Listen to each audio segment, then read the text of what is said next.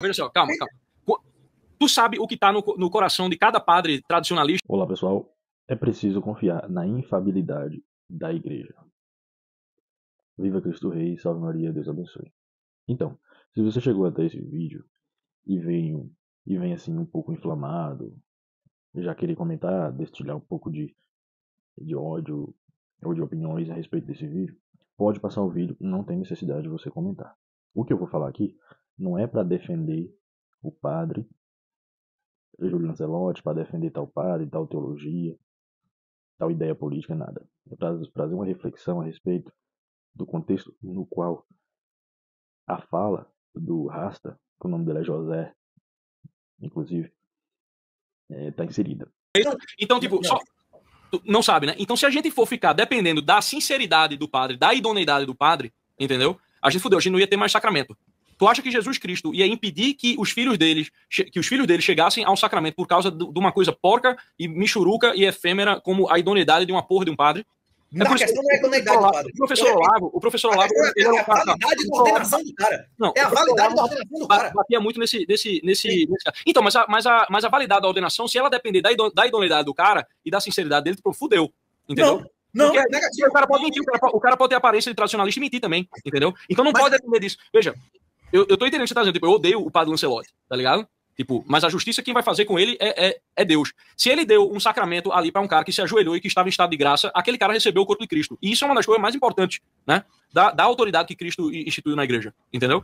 Porque não é pra gente, né, fazer... tipo, essa autoridade ela não é dada pra gente, essa autoridade foi instituída para Cristo. Quem vai se ver com Cristo por ter ministrado os sacramentos, né, na hora de separar o joio do trigo é o padre Lança-Leite, entendeu? Aí ele tá fudido, entendeu? E a galera que caiu no erro junto com ele, que ele induziu ao erro, vai cada padre ruim desse que você tá falando, tipo, ele vai e arrasta a galera pro inferno com ele. Assim como um padre bom pode arrastar todo mundo. Mas a gente não pode depender, né, tipo, da idoneidade de alguém, tipo, tá entendendo? Pra dizer que aquele cara é padre ou não. Se a gente tem que confiar na ordenação. Se a ordenação foi feita, tipo, segundo os moldes formais, né, o sacramento que ele tá fazendo ali é válido, entendeu? Tipo, e você não é culpado por isso, entendeu? Se eu tiver num lugar que não tem outra missa, a não ser de um padre da teologia da libertação, a minha obrigação ainda é ir de lá e de tomar. Isso não sou eu que tô dizendo, isso é a autoridade da igreja, tá entendendo? Tipo, essa é... Porque, veja, quando começou ali essa discussão nos primeiros séculos, imagina a quantidade de doidão, de padre doidão que não tinha, tá entendendo? Fazendo todo tipo de coisa, que fazia ritual, não sei o que lá, entendeu? Imagina a quantidade de merda que não tinha na época. Então começou essa discussão, né? Que é a heresia, o Instituto Malboro. Pode falar um pouco sobre a heresia dos donatistas, Instituto Malboro? Só uma coisa, eu não estou falando sobre a intenção do cara. Eu estou falando sobre atos públicos do cara. Você não pode servir a dois senhores ao mesmo tempo. Você não pode servir a Deus e a Mamon. Quem é comunista, quem é filiado ao Partido Comunista, quem é comprometido, militante a grupo comunista... Mas ele nunca foi filiado ao Partido Comunista, esse é o problema. Tipo assim, se o cara chegou lá só para comer, se o cara tá dentro da igreja para comer, ele pode não ter uma intenção ruim, mas eu não tenho autoridade para dizer que eu não tenho como julgar o coração dele. Agora, na hora que o cara tem uma militância específica de serviço a Satanás e se ordena posteriormente, sem nunca se arrepender aos atos dele, é lógico que a ordenação é nula, porra. Esse cara é infiltrado, porra. Como é que você vai reconhecer o cara com uma autoridade espiritual? Quais são os critérios para uma ordenação válida? É porque, calma. Então, eu não porque para você ser considerado julgado... Não, calma. Aqui a questão é porque é o seguinte. Ou se a gente entenda que se eu pegar esse sentimento que você tem, que é um sentimento que eu compartilho, certo? Tipo, o padre Lança-Leite, eu não vou procurar receber comunhão dele, tá ligado? Você vai se confessar com ele? Se aconselhar com ele? Você vai se confessar? Se só tivesse ele ali, eu me confessaria com ele facilmente. E a minha confissão com ele, tá ligado? Quanto mais profunda fosse a insinceridade dele, mais fundo ele ia terminar no lago de fogo. Eu preferia confessar com meu pai, que tem autoridade espiritual sobre mim. Calma aí. Eu fui confessar esse fim de semana, o padre tava dormindo. Calma aí, vamos o padre tava roncando e eu confessando, cara, esses dias. Eu não sou padre. Então, como vocês viram no vídeo do Rasta, aquele vulgo Rasta, o nome dele é José Nogueira, salvo engano, ele traz a seguinte questão, a baila, que apesar de ter discordâncias e achar realmente, na opinião dele, que o tal padre Júlio cometeu, na opinião dele, delitos, que, diga-se de passagem, foi investigado e depois foi engavetado, e aqui eu não vou omitir opinião sobre essa questão, desse crime que foi atribuído a ele, mas na opinião dele é preciso confiar na infalibilidade da igreja no seguinte sentido, que não dá para saber o que é que se tem no coração de cada padre. Que a igreja e Jesus Cristo está acima disso. Eu muitas vezes já pensei isso. Por exemplo, eu ia à igreja e eu ficava pensando assim, poxa, esse tal padre pode estar cometendo tal delito. Esse tal padre é da teologia da libertação. Não tem sentido nenhum eu estar aqui. Porque essa pessoa que está celebrando a missa, ele está contra a verdade. Mas ele está lá na frente. E eu tenho que estar aqui. Aí eu comecei a pensar o seguinte, que Deus e Jesus, a missa, está acima daquele padre. Embora ele não esteja em concordância com Deus. Mas o instrumento, ele é o instrumento que está sendo usado. E Jesus e a missa e tudo mais está acima dele.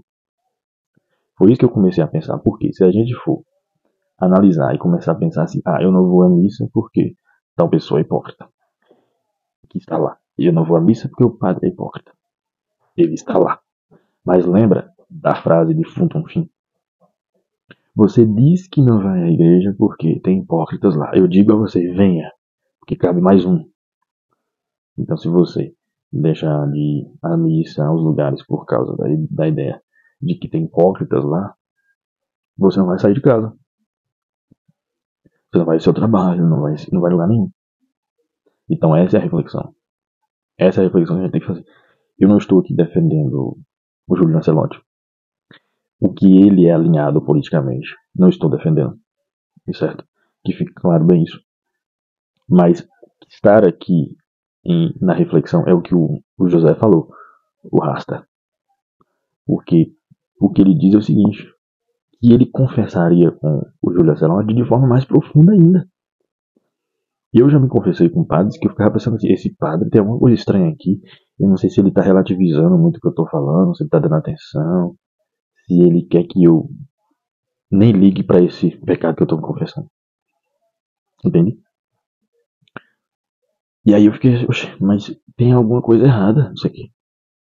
Mas eu segui a linha de raciocínio do Rasta, do José. Por quê? Porque eu comecei a perceber que se eu fosse nessa linha de achar, não, eu não vou na igreja porque a pessoa é hipócrita, não vou conversar porque o cara é da teologia da libertação, eu ia me afastar muito da igreja. Porque eu já pensei em me afastar por causa dessas questões, mas aí eu pensei o seguinte, não. Porque o mais hipócrita de todos sou eu para começar a história. Não são os padres. Que é aquela lógica, se você acha que você não está indo porque lá tem hipócritas e você não é hipócrita, você é o pior de todos. Agora, isso não justifica que você tem que fechar os olhos para os erros dos padres. A justiça e Deus vão cobrar dele o que tiver que ser cobrado, mas eu me afastar da igreja de Deus não é a solução. Então, essa reflexão sobre essa questão que o Rasta falou foi uma reflexão que eu já tinha feito há algum tempo aqui, de parar um pouco de falar, de ficar comparando padres, principalmente esses padres que são acusados de delitos. Por quê? Porque isso traz uma questão muito mais nebulosa em cima da questão. É preciso sabedoria para lidar. E aí as pessoas me crucificaram lá no Instagram. Disseram que eu estava defendendo o padre Lancelotti, não sei o que, não sei o que. Não, gente, eu não estou defendendo. Eu estou defendendo uma sabedoria para lidar com a situação. E a minha fala vai ao encontro. Ou seja, tem a ver com o que o Rasta falou. Eu vou deixar um artigo aqui que o padre, Santo Padre, o Papa, ele rechaçou essa ideia de que é tolerância zero com pessoas que praticam P. Não vou falar a palavra para não derrubar o vídeo. Tolerância zero, simplesmente isso. E temos que defender isso. Eu nunca pratiquei esse tipo de coisa, não defendo quem pratica, principalmente padres, evidentemente. Mas, infelizmente, na história da igreja, a mácula, o que as pessoas pegam. Você é católico da igreja aqui, os padres pedófilos. E as pessoas falam isso. Vou deixar um artigo também de um padre que ofereceu o câncer dele em prol das vítimas desse tipo de crime. E eu espero que vocês leiam o que está na descrição. Assista o vídeo na íntegra, esse vídeo que eu coloquei também. E tenham respeito e maturidade para comentar esse vídeo e para entender a minha reflexão. Salve Maria, Deus abençoe. Viva Cristo Rei.